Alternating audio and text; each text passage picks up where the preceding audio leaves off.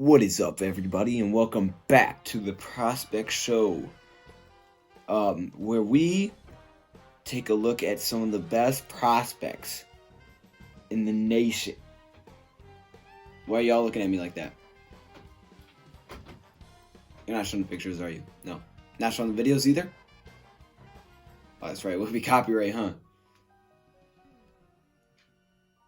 Okay, yeah, let's just do a different intro.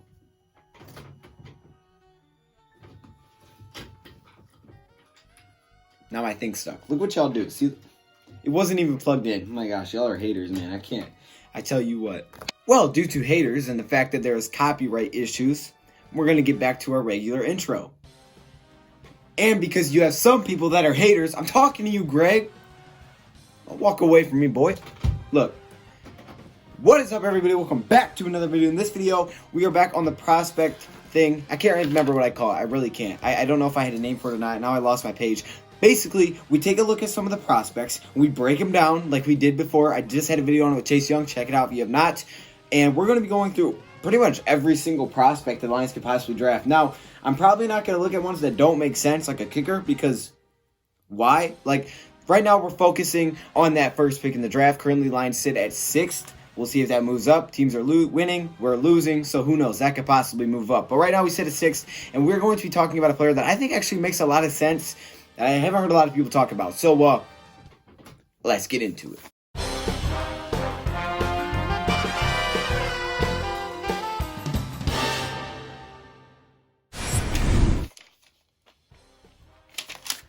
Last video we talked about Chase Young, another Ohio State player. Ugh, I hate doing that. But in this one, we're talking about another Ohio State player. So buckle your seatbelt and let's get into this, okay? We're talking about Jeff Okudah. Okudah. I like that name. That's a sick name. I could rock with an Okudah, man. If we had Okudah on our roster, I would wear that jersey. Now, hold up. Y'all are thinking, wait a minute, Jeff Okudah. First of all, who is that? Secondly, if some of y'all know who it is, why would we take a cornerback this early? Well, I think it would actually make sense. But let's look at our current cornerback situation. Currently, our number one cornerback is Darius Slay, who actually does have a contract through next year, but I know a lot of people are skeptical that he won't even return. And I wouldn't be surprised if he's not here next season, whether it's because Lions trade him away, something along those lines. So even if Darius Slay is here, it can still make sense to go get another cornerback because you may need one just for that number 2 spot, right? Because Rashaan Melvin is currently on a 1-year deal. I think there's a good chance he doesn't return either. You may give him another deal. I'm not exactly sure. So those are 2 guys that are questionable to return. Now, you do have Justin Coleman pretty much locked up, but he's your slot guy. That's what he does. Okay, then after that, you say you lose either one of those. Maybe you lose both. You got Michael Ford and Amani. Those are your guys. So they're going to take a huge jump. So let's just assume that one of those guys are gone. Now you're down with one of your guys as a main cornerback, especially if it's Slay. That'd be a huge loss, okay? I know a lot of people don't want Slay. I get it. But that would be a huge loss because now you have to get another corner. Otherwise, your number 1 is going to be Rashaan, your 2 is going to be Amani, and your 3 is going to be Coleman. That's cool. I'm good with that. But who do you want to make your 4? Michael Ford? I mean, I still want to bring another young guy, and I think Jeff Okudah would be a really good move. Yes, it is a first-round pick, but yes, with how much we rely on his man-to-man coverage and not getting a lot of pressure, maybe this is the option, especially if you can't get your Chase Young or you want to go another edge rusher. Look, I'm sorry, okay? Maybe this isn't the guy for you, but I have to go through all of them. I'm going to go through all of them, okay? I know some of you guys probably want him, right?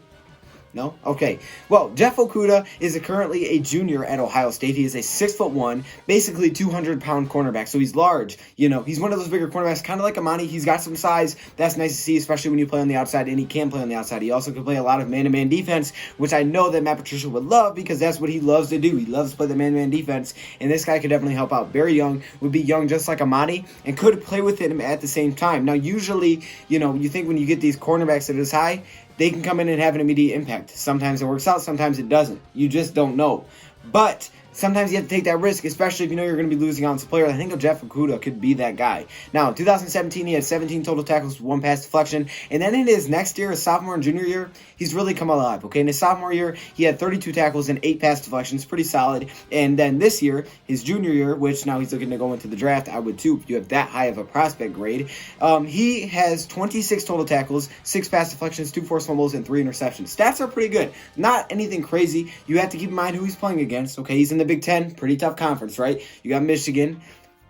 We're not going to talk about that, okay? But there's some nice quarterbacks in there. There's some good talent. So it's not the easiest to get picks, especially, look at some of the best cornerbacks. They just don't get thrown to. You don't get thrown to if you're a really good cornerback. You try to keep away from that guy. So that's another reason to not have a lot of interceptions. But there's a reason he's rated so high is because he's basically a shutdown corner in college football, and he looks like the best one right now, and he plays a lot of man-to-man. I know, I have to change the page. I'm sorry. Look. I'm sorry for all the noise. Okay, now, we're going to look at some pros and some cons of Jeff Okudah. He has a lot of pros, let me just say that. And one thing that I continuously came across when I was looking at different what people had to say, multiple people, every single person said he has extremely quick feet. His what are we doing here? He has quick feet, and I cannot think of the word. His movement. Oh my goodness. Extremely quick with his feet and his hips, okay? That's the thing. That's what I was trying to say. I'm really messing that up. Extremely quick with that. And that's what I saw with every single person I read said the same thing about Jeff Okudah. Very quick, natural talent, born, he's gifted. He's got all the talent in the world, okay? And that's awesome. That's a great thing to see. I also saw that he has a very high ceiling in man-to-man coverage between everybody. Now, he had played a mix of man-to-man and zone, but his zone was a little bit different at Ohio State because basically when he played zone, a lot in the cover 3, it was don't let the ball get deep. Your job was almost being a safety at that cornerback spot, which makes sense, especially in college. You don't want to let things get deep. College is a different game than the NFL. That's why we see so many busts and stuff like that. And some players, you don't hear about, and then they're automatically good. So who knows? But that's how we played zone. But as we know, the Lions love to play man, and they probably will next season because Matt Patricia will be here again. So there's a good chance a guy like Jeff Okudah would definitely help out, okay? He also has great recovery speed. He is quick back into the play, okay? He makes a mistake. Maybe he takes the wrong step. He's right back to get into the way because he is so athletic and fast. Again, he's a big cornerback. He's naturally gifted. That's what's awesome about this man. And like I said, he can play man really, really well, and he can also play well when it's bailing out, which they play like a cover 3 bailout, or they play man bailout, and he's really good off man. So say the play breaks down. He's really good at that. We've seen it sometimes with Darius Slay. I mean, look at sometimes Darius Slay. Maybe the wide receiver, he does an out. They try to get you with that out, and then later on they can set up the double move where he's gone. Well, Slay is really good at recognizing sometimes that he's not going to go up, and he jumps on it. He gets that pick. Jeff Okudah can do that for the Lions, okay? Now, sometimes you get it wrong. It happens. But, as we've seen with Darius Slay, it's led to a lot of really big plays. You see what I did there? Y'all see what I did there? That's what I did there. Okay, so he's a very talented player, and he also has really good run support. Now, he's not the best and most consistent tackler, but he does have some good run support. I know that was, Greedy Williams saying, this man cannot tackle. He can't tackle. Don't drink Greedy, he can't tackle, which I didn't think was true. I thought he could tackle. He wasn't good at it. He could do it. Jeff Okudah's a better tackler. He's better in run support, okay? He's not the best. He's not the best corner at tackling, but he is good at it. He's good at setting the edge out of the cornerback position, which, again, is helpful. Now, he does have some cons. Obviously, he does. Coming out of college, he's going to have that. Again, zone, not great. He's not a great zone player. He's just not. He played a lot of mix and man and zone. Not a great zone player. That doesn't concern me as much because I know how our defense plays. If we played more zone, I'd be concerned. We don't, so I'm not, okay? And he will improve upon that. They said, look, he's taken big improvements at his time at Ohio State. He was terrible, and I was getting better. He's just not very good at zone. So if you're going to draft him for zone, it's going to take a little bit to develop this player, which, again, we're probably not going to, okay? So that's a really good thing for the Lions if they want to bring him in. He does miss some opportunities. Like I said, he only has 3 interceptions. That's it. That's 3 interceptions. So he will miss opportunities. He's a really good corner. Sometimes he misses the opportunities to come up with a takeaway, which stinks. But, again, he's young, and it happens.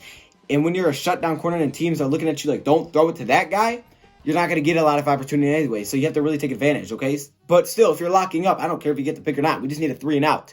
So that'd be nice to have a really good cover guy. And now I understand. I'm all for getting an edge rusher because I think we have way too much time. I don't think it matters who your cornerbacks are if you don't get any pressure.